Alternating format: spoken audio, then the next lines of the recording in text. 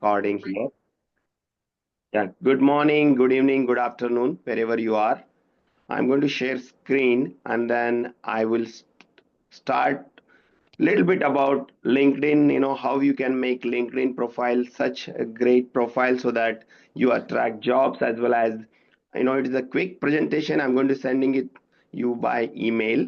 And then once you have that, just go through it. And then if you have any questions, get back to me. However, this is a quick, maybe 10 minutes overview. I will give you about 15 slides are there.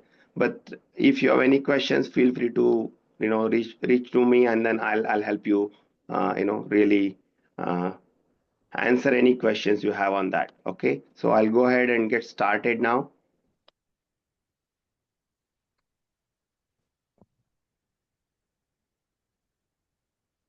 Can you all see my screen? Yes.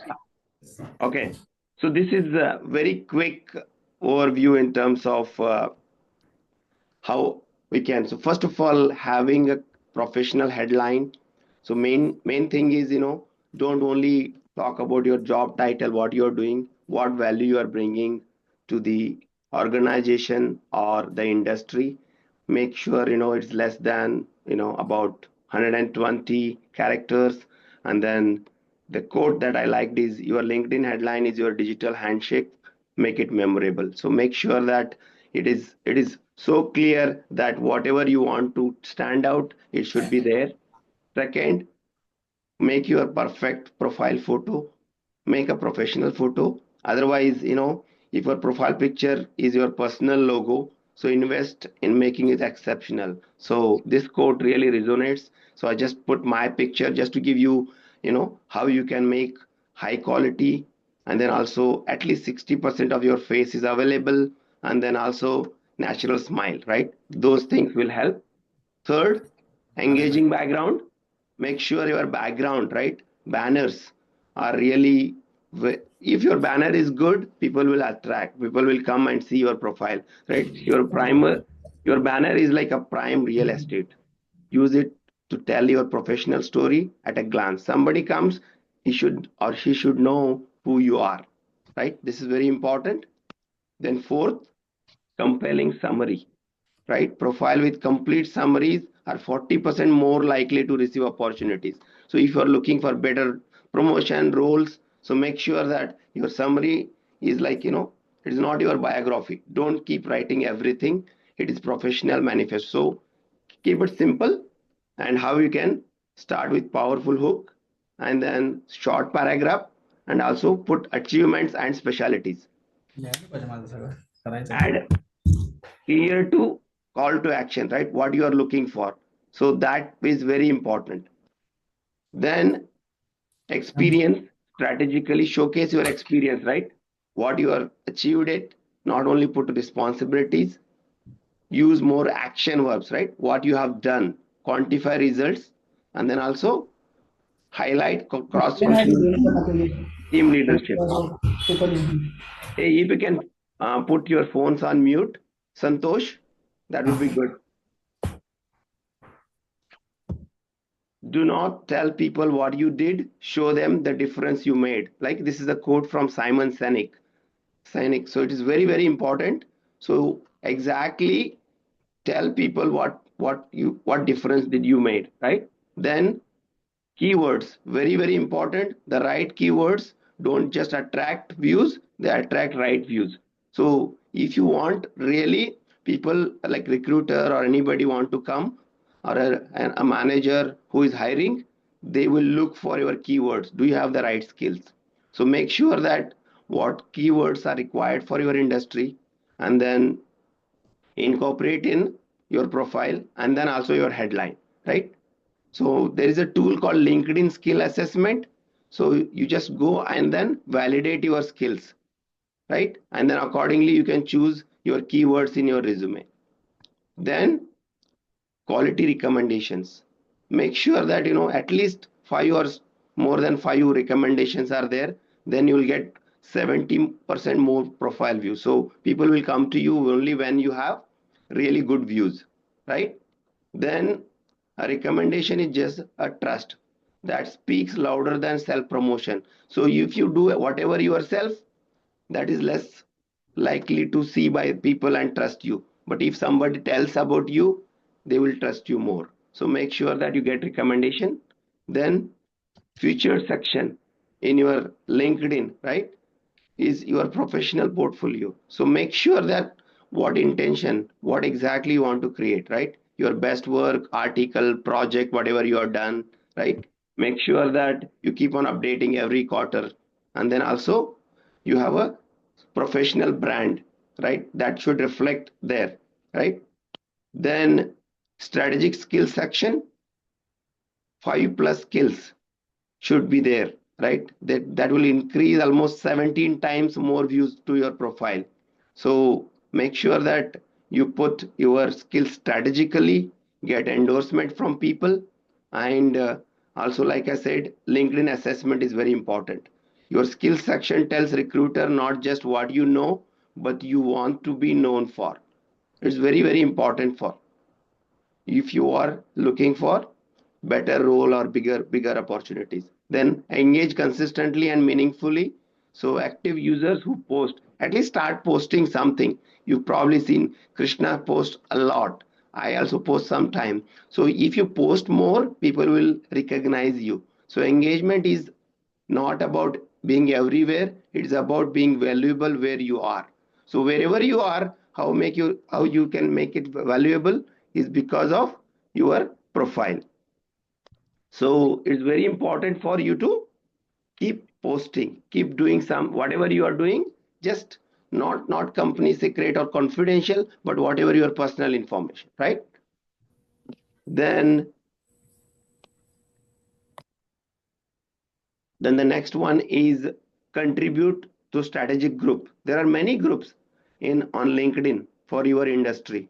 So make sure that you are part of that group, at least 3 to 5 high engaging group based on the skill that you're looking for, and contribute there, and then also write whatever the content you want to, right? The value you get from group is directly proportional to the value you bring to them. So if you add more value to the group, group will also add value because they will also share their knowledge.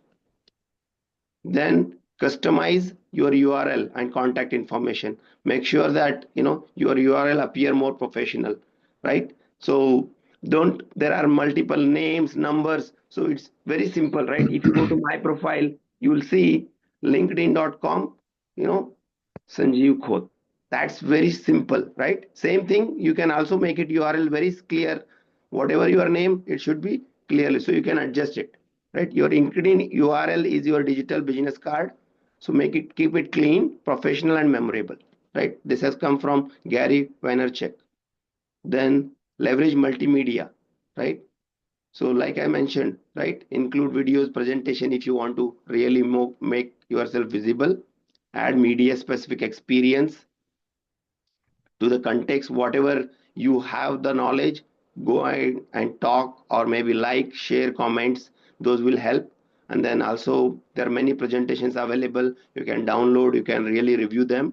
So in a sea of text, right, if you keep on putting text, multimedia contents makes you memorable and proves your expertise. So make it very easy for readers or the audience to look at your profile. So picture, words, some kind of art that would attract. And then the next one is your personal brand story, right? What you are standing for. Your personal brand is where people is what people say about you when you are not in the room. So if your profile is good, then any recruiter who is not really, known you, who is not aware about you, he will probably understand better when your brand story is clear, right? Your personal brand is where people say about you when you are not in the room. Keep that in mind. This is a very important quote from Jeff Bezos. And the last slide, track and optimize your profile. Make sure that your profile is updated regularly. So if it is regularly updated, then there are more than 18 times engagement will be there, right? And then think about analytics, how you are working, how people are seeing. You can also purchase a premium version, it will give you a lot of analytics. And also what gets measured gets improved, right? your LinkedIn profile is no exception. So make sure that it is available and it's updated. These are the things. So I'm going to share this presentation with all of you if you have given me the email ID, and then you can go through it and ask me any questions. I'll stop here, and then I'll take quick questions if you have anything, and then we'll start with Shawn. Anybody has any question? Yeah, Go ahead, Harsh. yeah. Uh, this is very good presentation, Sanju. Thanks for sharing it. My question is, are you planning to take a separate session on to use the what I would say and now AI tool to optimize your like LinkedIn profile? Because people do have like story, but sometimes they struggle with to assess like, hey, when they if I want to just highlight just key skill, because same time you have to be very short and crisp to tell your like what I would say bigger picture. So at that time it's very essential to come up with like what I would say the top skill and that get highlighted from your like story. And where I see like the AI utilization of those tools is very vital. So you can highlight the right skill and put the right story even in the resume as well. Sure. Yeah, I think Harsh, let's talk this offline, right? If everybody is Mm, interested, we can mhm, definitely use that, and maybe you and I can go through it, because how I use AI, everybody uses AI in a different way. But mhm. strategically, if you need help, we can, and then if everybody wants, we can definitely have a session maybe next to next Saturday. Okay, good Yeah, one. yeah, sure. Yeah, Thank you. Yes, Jaya. yeah. You have mentioned in the slides something like 4:1 engagement. Uh, what's that ratio, 4:1 ratio? Basically, when your profile is very good, so you will get more, 4 times more views than the normal people. If it is not, then people will just click and see and then scroll through, right? So your engagement is very important. That's why it was for. So specifically for a slide, maybe you and me, we can talk offline, right? So let's talk specifically what you're talking about, right? And then I'll explain you. No, no problem. And do you see an advantage of people looking at the views actually, like to increase the number of views? Uh, Ultimately, recruiters are not worried about your views. Recruiter worried about your profile, what skills you are bringing, and whether you can solve their problems, right? Just So, just one comment to Harsh's earlier comment. yeah, I am aware that a lot of folks are now using Chat GPT to make slight modifications to their resume specific to a particular job they might be looking for. There is a way to find kind of keywords in the job, a specific job, and some folks are using Chat GPT and other AI tools to make, very specific changes to their resume for that reason. Yeah.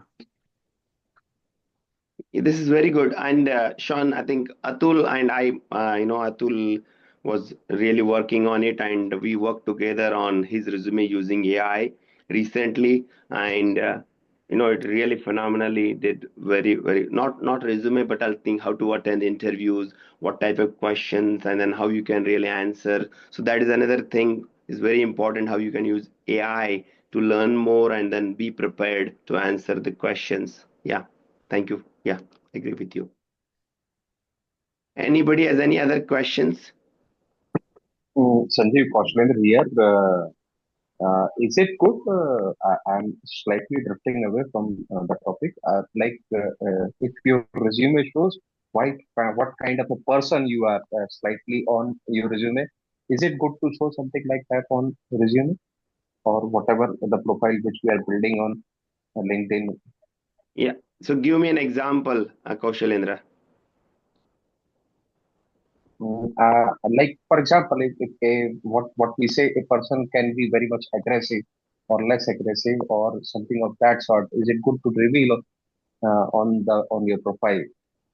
Yeah, so I would caution you on that little bit about balanced approach, because when you put your very aggressive person, right? The person who is not that aggressive, the other side will think, he's not going to fit for my kind of thing. So I want you to be use very positive, calm, and then very powerful words that will Okay. attract you more rather than having, just be cautious. But again, it depends, right? So what role you are applying for, and then whether that makes sense for the industry that you are applying in. Okay. Thank you. Thank you, Sanjeev. Yeah, good. If you don't have any questions, first of all, I will welcome Shawn again. Good morning, Shawn. Shawn Morning. and I work for more than almost 15, 20 years now. Shawn is the one, along with senior leaders at Cummins, who helped me to come to US. So I'm really grateful for Shawn for everything he has done for me. And he has got a lot of experience in manufacturing and leadership. And uh, I just would like, give this particular opportunity for Shawn to share his thoughts, success stories, anything you would like to share with this group, and then we'll have a Q&A. Thank you, Shawn. Go ahead. All right. Well, thank you, Sanjeev, for inviting me, first of all, and welcome to everybody on the call. I'm super happy to be here today. I did speak with Sanjeev yesterday. Say, hey, what exactly are you looking for in this call? And he says, well, it can be, pretty informal. Just talk a little bit about yourself and maybe some key learnings you've had along the way. So I am going to keep this pretty informal. I don't have any slides prepared for today. Maybe some things I've learned along the way. And I would say the reason I'm doing that is because maybe some one or two things that I'm about to say will resonate with you all, and maybe you'll find some things similar in your own personality to me, and they may be helpful to you. So, moreover, I really want to kind of go through this fairly quickly, but I want you guys to be prepared to ask some questions because I think that's where we'll have some value. So, first thing about myself, I'll tell you about my childhood and my upbringing. And I would say for many, many years, I didn't talk about my childhood and my upbringing because it was something, it was different than everybody else. And I didn't feel like I kind of belonged, in the professional circles that I was in. And so I kind of hid it, really, to be honest with you. But I think in hindsight, that was probably a mistake. And now I do talk about my background and where I came from as a child. And I think it really helps people kind of relate to you because you start to find out that other people had similar things or they something they're not, maybe weren't particularly proud of when they were a child. But in my circumstance, both my mother and my father were ministers in the Salvation Army Church. Some people don't know that the Salvation Army is first and foremost a church, but what that meant was they would wear their uniforms all, pretty much all the time. And that also meant that, when I was around my parents, I stood out as being very, very different than everybody else in, in grade school, elementary school, etc. And it made me feel very awkward. And we used to move around a lot. So when I was a child, really more than anything, I just wanted to fit in, right? I didn't want anybody to see me as any different or anything else versus anybody else. So I kind of tried to distance myself from my parents to a certain extent. And, now as an adult, it's not something I'm particularly proud of. And that I acted that way as a child, but I am very proud of, now the lessons they taught me and the people they were and, what they stood for and believed in. I think have all been really good lessons for me. And um, so I think what I would say to you as I've gotten older and kind of more mature on this, it's okay to tell your personal story. And I really think by sharing, that personal story, it really helps people relate to you in a way that they can't otherwise. Because every time you tell your story, people start to understand something that they, hey, maybe that's like me. Maybe maybe that's the way I am, and here's what that person learned. The other piece I would say, it kind of similar that I've learned my personality style. If any of you have taken a Myers-Briggs personality assessment, I'm what's called an ISTJ, and that I stands for introvert. So, a lot of folks might say to me, "Oh, Shawn, you've had these big jobs." As the general manager of Cummins Recon, it's about a $1.7 billion company, so it's really big, right? And sometimes you have to do some public appearances and stand in front of, talk to big crowds and prepared, present yourself in front of big crowds, maybe even be humorous from time to time. They would say, "Hey, you can't possibly be an introvert. How do you do all of that stuff?" And my message to all of you, some of, but the law of statistics would say that half of you are introverts as well. Don't worry about that in terms of your success. It does not mean you can't be a leader. It does not mean you can't talk in large public groups. It only means it's not your natural state. That's all it means. And so you can rise above that. You can do those things, just like I have. Um, Maybe one other kind of learning point I would say to the introverts on this call, when you're in large meetings, there can be a tendency to be very, very quiet. Maybe you're reserving your question to, draw a conclusion at the end or something like that. I think there's a watch out there that you run the risk of uh, other leaders seeing you as not engaged in the topic. So I would say to those folks in those meetings, make yourself visible, right? Don't go through the entire meeting without kind of making a point or interjecting your opinion or something. Venture into your uncomfortable zone a little bit to continue to people seeing you as being engaged and relevant, and get outside your comfort zone a little bit. All right, took a few notes here. Uh, I recently took an early retirement from Cummins, and at my retirement party, I was asked the question if I had any regrets on, over the course of my career. And so I thought about it for a moment, and then my response to the group was, I really, and this is true today, I really don't have any regrets for the things I've done. I only have regrets for the things I didn't do. And if you think about that for a minute, hopefully that's helpful for you as well. When I've made a decision to do something, maybe sometimes it didn't turn out, but at least in that instance, I could correct course and go a different direction. In the examples where I elected not to do something or perhaps not put my name in for a job, I've always had regrets about that because I don't know what would have happened. And that's the difference, I think. Or, maybe you're looking at a particular job and you maybe your self-confidence isn't where you need it to be, and so you don't put your name in. And then, a month or two later you find out, oh, this person got it, and you're thinking to yourself, I can't believe that idiot got the job, right? And this happens all the time. So think about that. And my advice would be, if you're thinking about doing it, at least in my circumstance, I think it's better to do it. And if it's not the right decision, you can always correct versus not doing it and then always wondering if you've made a bad decision. All right.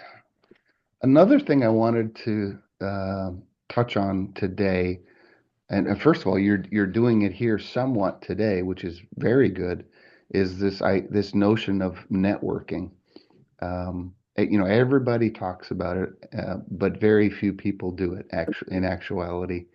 Um, I would have to say it was something that I was not particularly good at during my career, but I've seen others that do it, and it really does help. The generation that I was brought up when had this mentality that, hey, if you just kind of put your head down, do good work, everybody will notice and you'll advance. And that's kind of how I was taught, it should be. But the reality is nowadays, number one, you do have to do good work, but you also have to tell others about it. And whether think you do or not, you do have to kind of take that next step and kind of let other people know what you're doing. Um, Inside your company or your organization, you I would say get outside your comfort zone a little bit and start networking with people that can actually help you. Most people, try to establish a relationship with their boss, and that's good, don't get me wrong. But 9 times out of 10, your boss can't actually help you because that job or promotion that you might want, they already have it. So you have to be thinking about somebody else that can actually help you and building that network. Um, the other thing I would say about networking that I didn't completely understand, 'cause, I was thinking, oh, I'm too afraid to go talk to that senior leader. They're so busy. Are they really going to have time to talk to me? Am I going to bother them? I don't, I really pretty nervous about this, and then I just wouldn't do it. The reality is when somebody comes up to a senior leader and says, "Hey, I'd like you to be my mentor. I'd like to get some advice from you." They love it. They are flattered by it, is the reality. It's not a bother to them. And Sanjeev, you can relate to this too. We, myself included, we actually like helping younger folks, and we like kind of the fact that they see us as somebody that might know a thing or two. So the reality is, that even if you're nervous about doing it, the reality is senior leaders actually like it when you go and ask them to be a mentor or to help them in any way. The next thing I wanted to mention, a lot of people, want to kind of go to the top of the organization and they want to go, immediately, let's say. That usually is not the way it usually works. And sometimes I want to give you guys a message that sometimes it's okay to move sideways. I said it's okay to move sideways in order to move up. You don't have to move up every single time. Um, let's say, for example, you're in a technical role today, but at some point in your life, you want to be a general manager. Well, that probably means you need to understand, maybe a little bit about HR, a little bit about finance, etc. And if you're in a pure technical role today, it's 100% okay to move into let's say, a lateral finance role so that you can give yourself the opportunity to start to understand how all the numbers work. Because at the end of the day, almost everything relates to the numbers, right? Is the company making the right amount of money and the right amount of profits or not? Um, and so it's okay to broaden yourself, right? Is my key message. And don't be afraid of that. If that, you want to move on, sometimes you might have to take a step sideways. All right. Next thing I wanted to talk about was, and I don't know that I valued this as much as I should have, but I think a lot of us, if you're like me, you tend to think linearly or kind of, technically. But a lot of times, one of the things you should be working on in addition to those types of skills are some softer skills like active listening, or some people might refer to this as your emotional quotient, right? Making sure that when you're talking to somebody or a group of people, you're spending as much time trying to understand where they're coming from as you are the actual question, right? And, like for me, I have to pace myself a little bit, or else I will naturally just ask the question as it's stated. And in reality, they might be asking me something entirely different. And if you take a moment or two to, pause and say, hey, what is this person really asking me? Do I really understand where they're coming from? The way you answer the question will be very different. I see Kashalindra has a question. I just want to know if you have faced some kind of situation where you are asking now about somebody else. Okay, I'm asking whenever you have approached somebody higher ups for a higher position or something like that, citing your example like what you can contribute or how you have influenced them so that they agree for such kind of situation. Yeah, so I think your question is how have I done it? I think it's just as simple as kind of going up to them and saying, "Hey, you know, can I buy you a cup of coffee? I'm interested in some career growth, and I see that you seem to know a lot about this particular subject, and I have a few questions, and if you don't mind, I'd like, a few minutes for to introduce myself and tell you about the things that I'm interested in career-wise, and maybe you can possibly help me. I mean, it's almost that simple, honestly. Yeah, that's great. That's great. Thank you.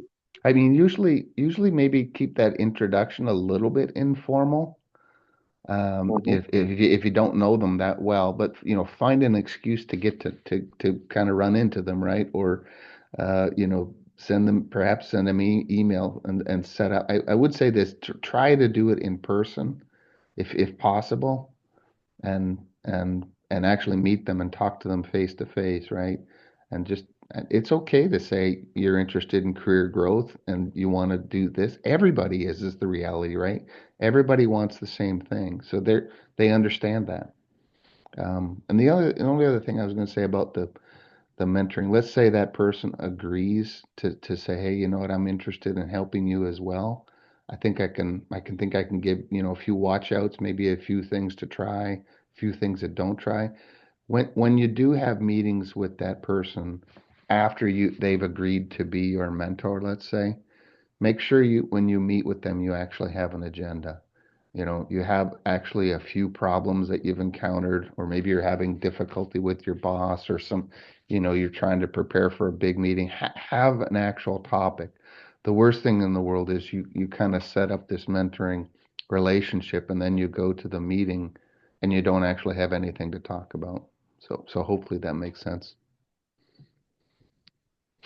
I was Yes, gonna sure. Thanks. talk about back to the emotional quotient or active listening and maybe give an example, but let's say you're in a very tense meeting, right, with senior leaders, and the HR leader says to you, hey Shawn, have you considered, are there any HR implication of this decision that we're about to make? And if I was just giving the linear answer, I would say, oh, we Googled it and it doesn't appear that there's any HR issues.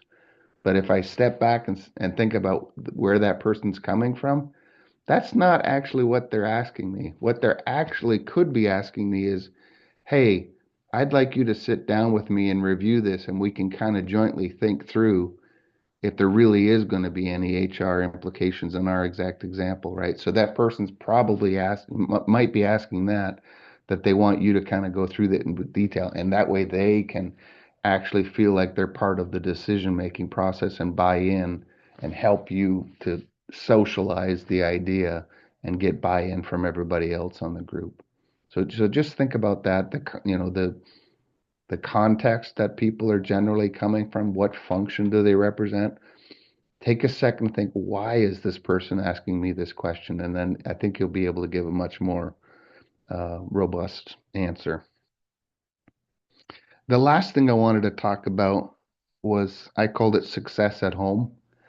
I think a lot of us are so career driven that we will do almost anything to advance our career. And I would say, be cautious about that. At the end of the day, your family is the most important thing in the world. Your friends at work, they will come and go. It's rare to have a lifetime friend at work. Sanjeev and I are probably, kind of rare in that, but sometimes your work friends go away right after you move on to the new job. But your family never leaves. And so just be cautious that you're putting more importance on maintaining your relationships at home. You're always considering the impact of your decisions on your family and make sure they're successful as well. At the end of the day, they're the ones that are going to be there for you for life. So that's my message for today. What a great message, Shawn. Thank you so much. Amazing. I think hope everybody got the value out of it. So I'll open it for questions. If anybody's raise a hand and then maybe ask question, that way, Shawn can answer. And then really thank you, Jaya, for clapping. I think everybody liked the message from Shawn and is relatable to, all of us, right? I'm also still learning and great. So go ahead, MP. Yeah, I just want to thank Sean for really exciting and inspiring story or like valuable guidance for all of us. And one question is maybe like I want to understand more about his career success story. Um, well, I would say I've been fortunate to have done a variety of things throughout my career. I spent probably half my career in various finance roles, and I was the divisional controller for a pretty large business unit in Cummins. At one time, because I had that role, I was not happy with the financial results of a particular business we had in Canada at the time, and I was kind of making it known to the vice president of the business, and he finally said to me, "Well, you know what? You're right. We probably need to close that business down and move it to Mexico. And oh, by the way, you're the right person to lead that." So that that is how I transitioned from finance into, supply chain, manufacturing, operations, and general management types of roles. Um, but that also, back to my point about active listening, because I've had the opportunity to be in various functions, I can almost predict what people are thinking about because I've had that role in those functions. And that's why you should probably try to think about, why is this person asking me this question? They're usually asking it because of the interests of their function, right? And that helps you if you have that context.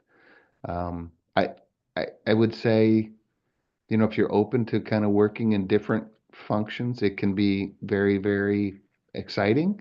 It can also be very, very challenging because and I kind of tied in that comment about moving sideways.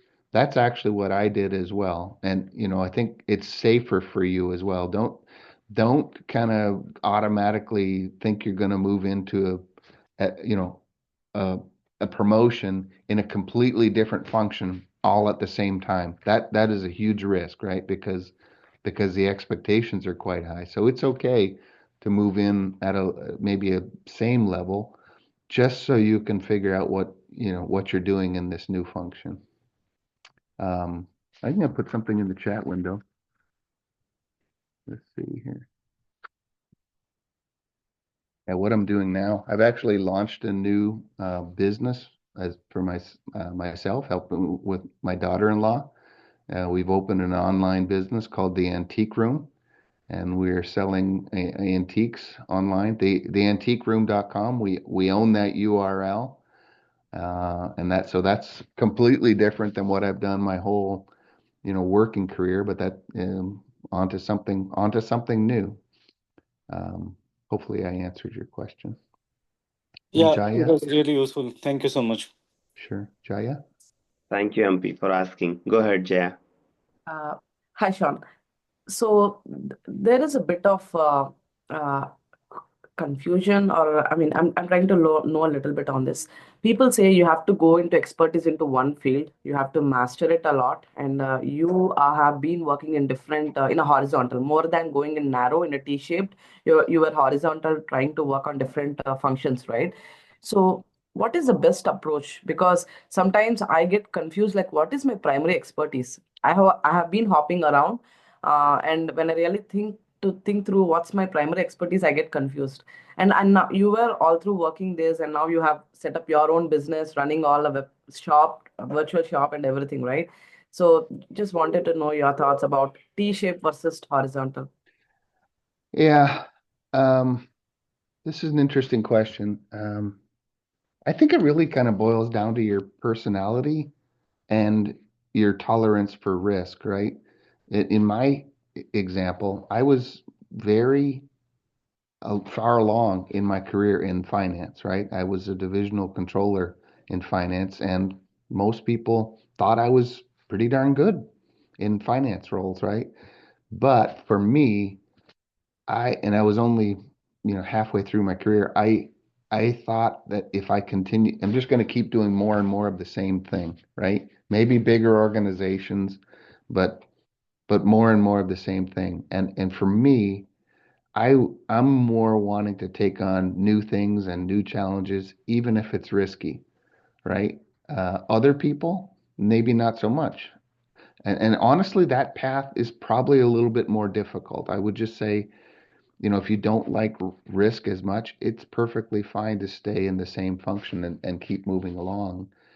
It really boils down to your personality, right? Do you like safe, comfort, kind of the easier path? Or are you the type of person that, likes new things and new challenges and perhaps a more risky path? That's the way I think about it.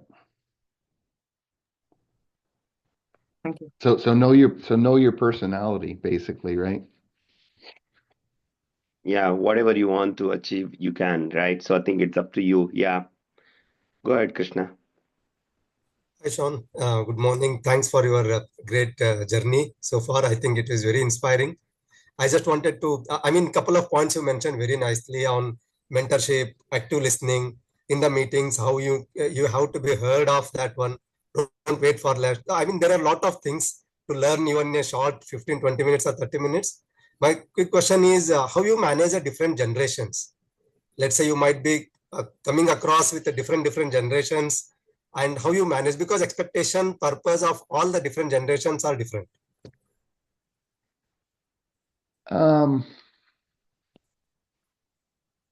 I think first of all, you have to be recognized that you perhaps don't know everything, right? And you have to open yourselves up to being self-aware of what generational differences could exist. Number one, like some people, like in my generation, very probably has a set of ideas and everything should be that way, but the Gen Xers, I guess, a very different perspective, right, in terms of longevity with a company, how long they want to stay at work, etc.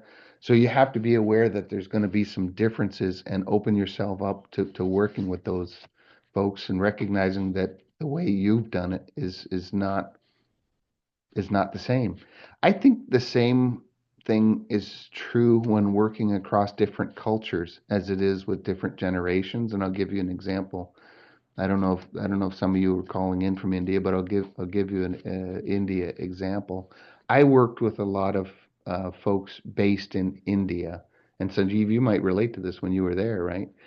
And we would sit down and review a project, and a lot of times my style was to say, hey, let's try to have this done by next Thursday. And when I put that out, I was really trying to put out that in the form of a question. Is this a reasonable target? What I didn't realize how that translated to everybody on the other end of the phone call, that was a command. You had to have it done by next Thursday, right? And so it took me realizing the impact of what I was saying. And maybe it's completely crazy, right? And then I was making people work like crazy. I didn't want to do that. But it wasn't until I became aware of the cultural differences that I was dealing with. And I think the same thing could be true with generational differences. You have to be aware and self-aware, right? And make sure you understand those different go out of your way to try and understand those differences and work within them. Thanks, Sean. I think that helps. Harsh, you're on mute. Yeah, There we go. yeah. My question is like, do you felt any time in your like career progression you got like stagnant, and if so, and then how you break such situation? Uh, I think probably if you're in a job for a very long time, you're going to naturally start to become stagnant. I think you probably need to challenge yourself and start to be willing to take on something new. I would say, kind of going into something that is going to force you to learn something is something you should take on yourself. Maybe a good example would be like Six Sigma, taking on a Six Sigma project, something that's not in your function, right? Something that's completely uncomfortable to you. You can't stay in the same job and do the same thing and learn at the same time, right? And this is kind of you have to force yourself to get outside your comfort zone. Just like I tried to share the example that I can talk in front of large groups, partially because I had to for my job. It's not something I like doing, but the more you do it, the better you get at it, and the more, it starts to become more natural and you can learn from the experience. I guess my answer would be probably, if you're asking that question, it might already be happening. And then you have to kind of force yourself into new situations that may be uncomfortable for you. Yeah. Yeah, and the follow-up question it will be like when you go into like what I say new territory. So how you build like strategy to be get like what I would say achieve the success quickly. Because like for example, like if you have like completely new operation where you have what I would say sometime don't have like sufficient knowledge, but now you are the leader and you have to handle or lead that what I would say organization. But in that case, how you build your like strategy to get settled down quickly and get a grip or Yeah, well, I mean, if you're starting something new, and especially if they expect you to kind of be the leader, most people will give you a little bit of time to find your way. But the one thing I've told folks is everybody will be patient if they can see visual progress. So as long as you're kind of going out and talking with all the key stakeholders and gathering opinions as to what are the key problems, what is it we need to be working on now, everybody will kind of view that as progress, and you're also kind of socializing and building your network. So I would say start with that, maybe an overview of, hey, what are the key problems we need to be working on, and try to get some consensus on the priority to start working on things. Manoj? thank you. Hey, good morning, Shawn. I have a Hello. question regarding like how do you manage your work-life balance versus or uh, like you've been on the leadership position, then how do you manage with the family aspect versus your work and leadership position? So how do you balance the life with your family versus your work? Yeah, so it's never easy, right? I think I've gotten better at that over time. You, I think and I'll give an example, right? Some people don't even use up all of their vacation time. And maybe you think, oh, you know what? If I kind of work extra hours, or if maybe I don't take all my vacation, I get this project done, etc. That's going to advance my career faster. The reality is nobody notices. So I think it really starts with you making a commitment that you are going to do it, and then being okay, taking that vacation, you earned it, or sometimes saying no. Um, right? Because I think if you get any good boss, they have the same pressures as well, right? And they will relate that, in this example, I'm going to need more time, and I need to kind of take care of my family first. Um, Most bosses understand that and are perfectly okay with that. But it really takes, I mean, I think the simple answer is it takes the courage on your part to say no sometimes. Okay, thank you. Really great. Maybe, sometimes maybe easier said than done, but I think, a good boss will completely understand that. The reason I ask this question because being on the that much leadership position, you have a lot of pressure, a lot of different responsibility, and working with the global team. So sometimes it is very difficult to balance the personal life or the professional. So that's the reason I asked specific to you. Yeah, very, very for sure. It's not the easiest thing to do, right?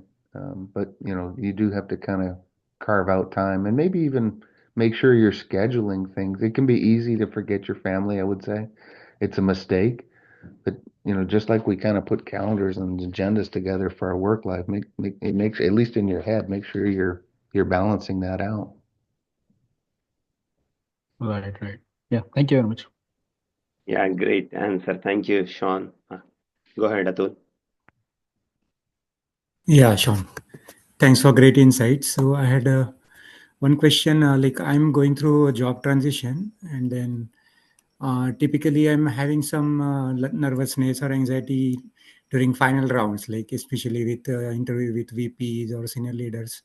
So I wanted to know from your perspective, like what they usually look for in the candidate to make a final decision, and then if you have any tips from your own experience to stand out. Well, they're probably, I mean, they're probably gonna, if they don't directly ask, they're probably gonna indirectly ask, well, why should we hire you over all of these other highly qualified candidates, right? So you have to kind of, I would say, be prepared for that question, maybe even answer that question before they ask, right? Um, and have a good reason why it is you. And maybe also sometimes what helps is some self-awareness. What what do you anticipate is going to be the thing that's going to give you the greatest challenge? You could say, coming into this job, I recognize that I don't have as much experience in this particular thing, and take it right on before they ask the question. And then, you're prepared to do what it takes to get stronger in that particular area. But let me tell you about why I think I'm the right person for this job. Okay, great. Thank you. Question, Atul. Yeah, thank you. Shawn, my question, maybe we have 4 minutes, but hey, Shiv Prasad, if you want to ask, ask. But I think if not, then I'm going to ask. Go ahead. You have any questions? Yes, yes. I have one question. Yeah. Hello, Sean. My question is about growth. As you said that we should not be in the race to get into upper positions, but there comes a concept like FIRE, financial independence, and retire early. So it's not only financially, but I want to grow and get retired early in terms of career also. So how we can aim it and how we can proceed for the same. Yeah, when I said it's okay to go sideways, you can't go sideways forever. Just to clarify that, what I meant by that was if you need to get another skill that you don't currently have, don't always expect to move up in order to get that skill, because sometimes you might have to spend a year or two getting that skill in order to pave the way for you to move up. Um, so that's kind of what I was saying in that on that point. Okay, but also if you want to grow in minimum period, how we can chase the upper positions? So if you want to grow the fastest, I think is your question. What, Yes, yes. it's number one, do a great job, have good results. That's a given, right? But all these other things that we talked a little bit about today are probably the way, make sure you are doing that networking, I would say is probably the number one way. Most jobs, whether they're internal or external, are they're filled before they're ever open, right? And you have to tell somebody, I want to move into that job. You have to tell the people that act, the decision makers, right? And then even when that job becomes available, automatically they have it in their mind. I know somebody that wants this job and I think they're ready. So you have to kind of position yourself to move into that job and not leave a question when that job becomes available. That's what I would say. Thank you. Yeah, great. Yeah, I also got a lot of insights from this. Thank you for the question, Shiv Prasad. So we have 2 more minutes. Shawn, I think only one. how do you prioritize, and manage time, right? When you are in bigger roles, right? There's so many things come, and then you have to prioritize and then think about what is important, and then also family, work-life balance, but the time management, right? What helped you? Um, I think you have to get very good at kind of sifting through all the emails and the invitations. I would say the number one thing probably, y- make sure you're not attending irrelevant or not important meetings. Everybody sometimes, let's say you're an executive, you're gonna have twice as many meetings as you can possibly attend. You have to kind of get prepared to make decisions on which ones you're going to attend and which ones you're not going to attend. Is probably the number one thing I would say. And otherwise, back to your point, if you attend them all, then you're not going to have work-life balance, right? So you are going to have to start making some conscious decisions on which ones matter and which ones don't, and or postpone, right? Some folks may not like that, but if it is important enough, they will come back. Yeah, sure. Thank you so much. I think this was a very, very great session and a lot of insight. And thank you, Shawn, for sharing your expertise, experience, insights about your growth.